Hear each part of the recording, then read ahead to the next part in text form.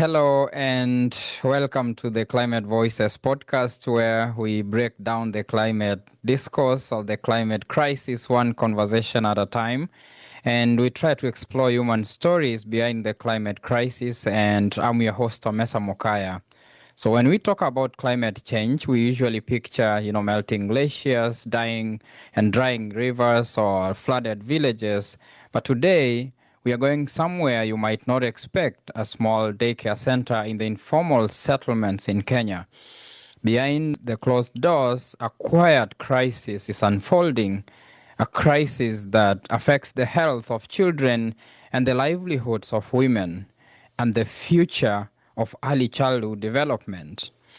So today we are joined on the podcast by Erastus Aoko, who I have to mention I've had the pleasure of working with in my former life. We've done a lot of, I like to think, great things together, and who is currently working as the environment and climate change custodian for the ACT project, a program that is transforming paid childcare in Kenya and Malawi.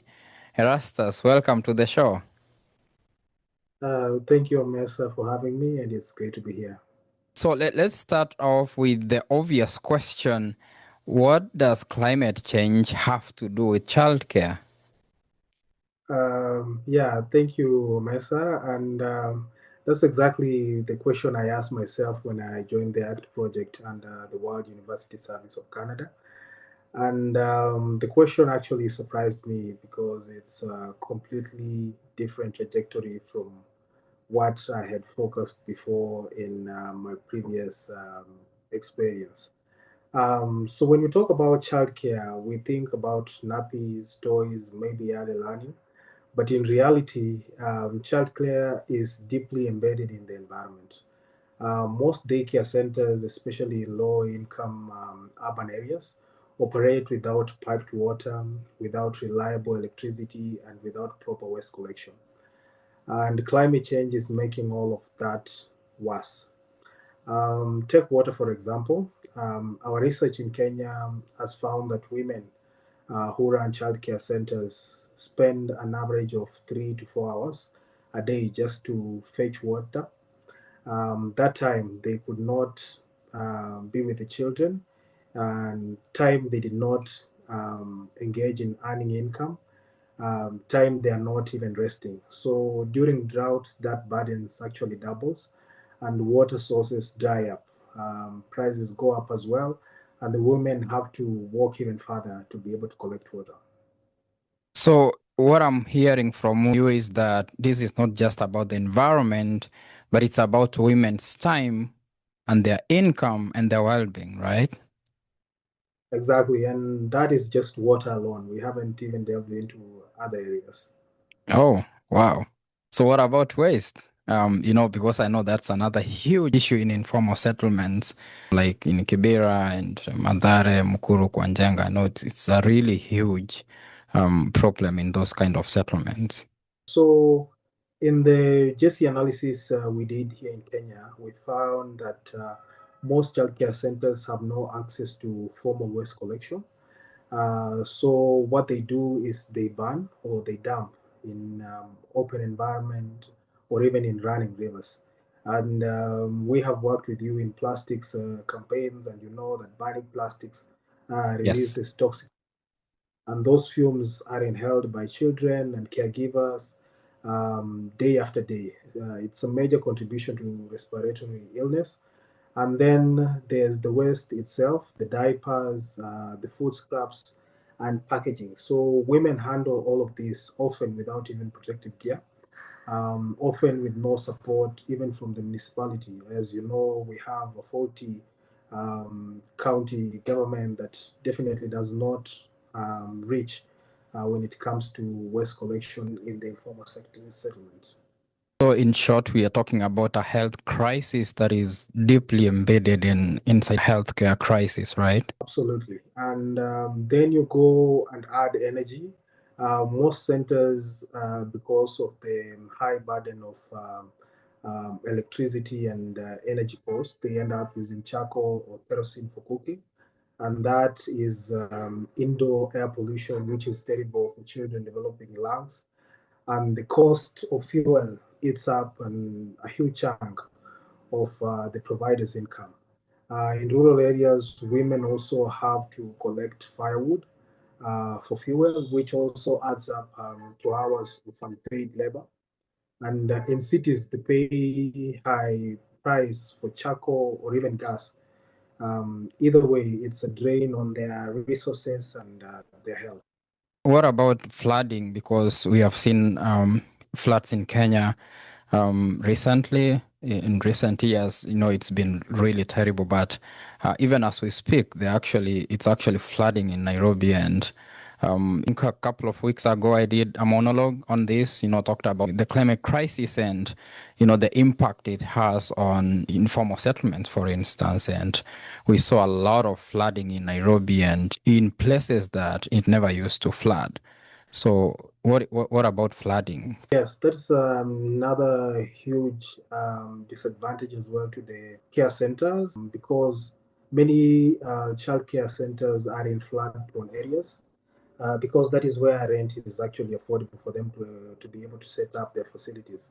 And when it floods, they destroy learning materials, damages building, and disrupts operation because children cannot be able to go to the daycare. The parents cannot be able to take kids to the care centers as well.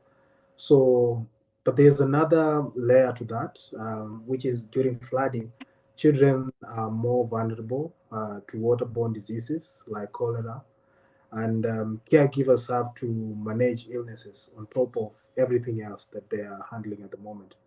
And we also know from our Malawi research that during climate disasters, the risk is more of a gender-based violence also increases.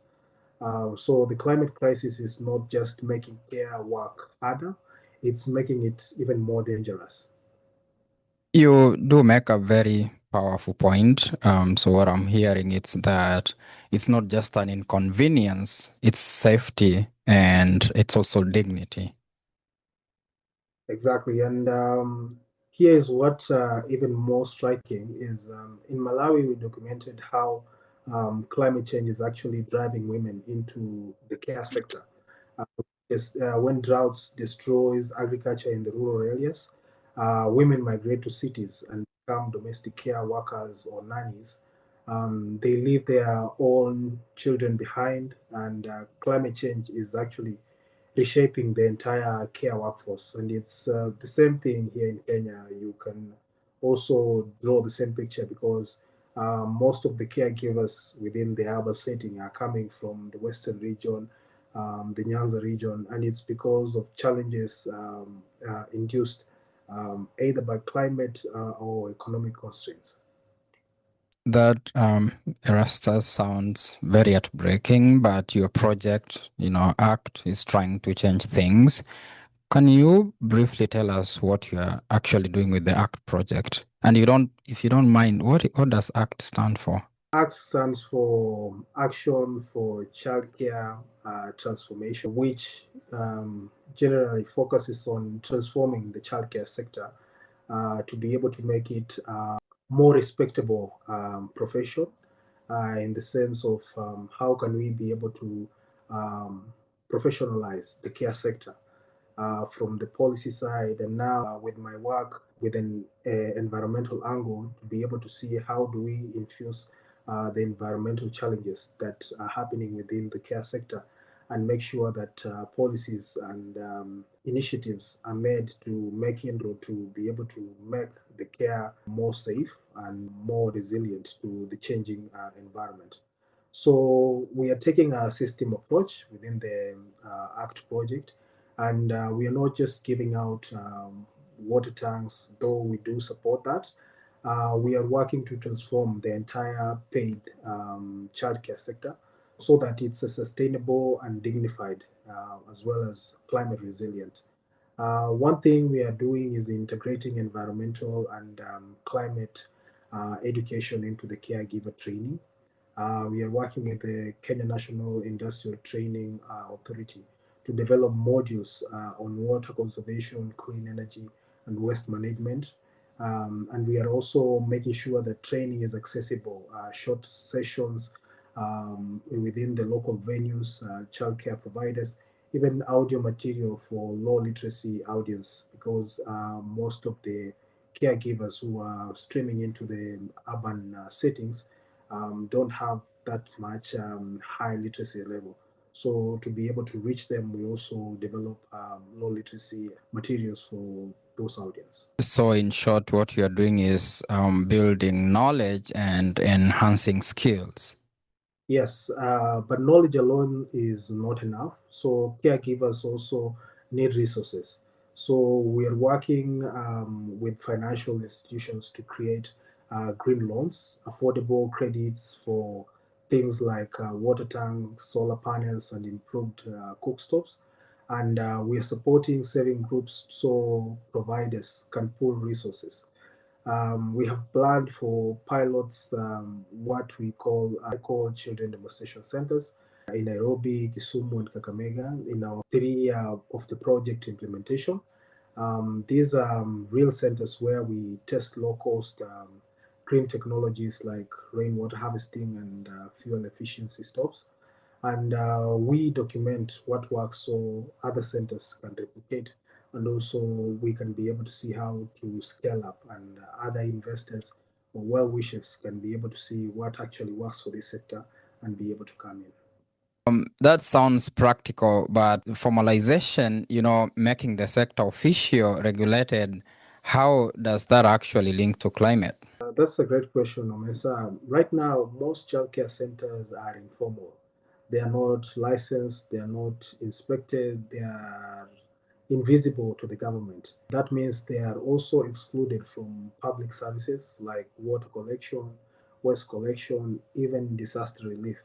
They are not featured in policies, they are not allocated budgets. So part of our work is advocating for policies that recognize childcare as essential infrastructure.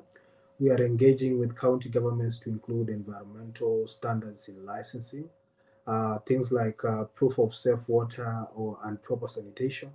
And we are pushing to make sure that when new care hubs are built, they are climate resilient, flood proof with solar power and accessible for children with disabilities as well. But what I'm hearing from you is that formalization is a pathway to climate resilience. Exactly. When the sector is recognized, it can access resources, and when it's regulated, we can ensure that environmental standards are met. We are also amplifying the voices of women providers. They are the experts on their own reality. We are supporting them to participate in county planning and even in climate adaptation committees, because who knows better what a child care center needs to survive a flood than the woman who actually runs it. That's all very critical information that you're passing and very important questions you're asking. One might be left hopeless, but I have to ask, so Erastus, what exactly gives you hope? Because, all these challenges that you've described above, they are so enormous, and we don't want to be in a situation where we are losing hope because the future generations actually depend on us. Honestly, the providers themselves give me hope. There are women who, despite everything, no water or no constant electricity, no formal support, show up every day to care for children. They are incredibly resourceful. They are already doing small things, reusing materials, saving water, sharing tips with each other. And there's a growing recognition that this work matters. The county government in Kakamega, for instance, has just drafted a care policy that explicitly links climate resilience to care work, and that's a huge step.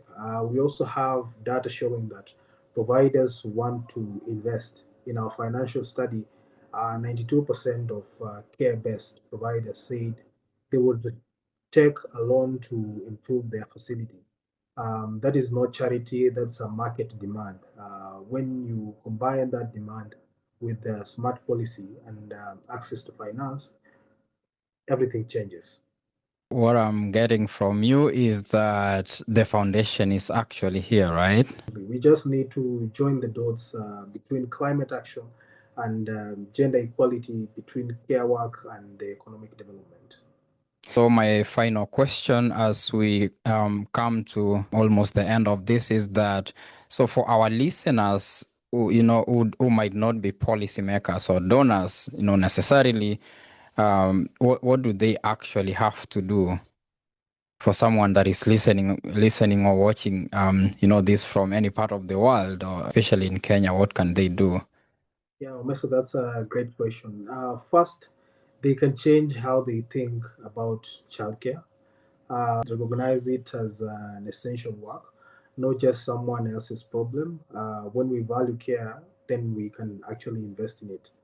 Secondly, they can support organizations like World University Service of Canada and our local partners, COVA, in Kenya and WorldRec in Malawi. They are working directly with providers.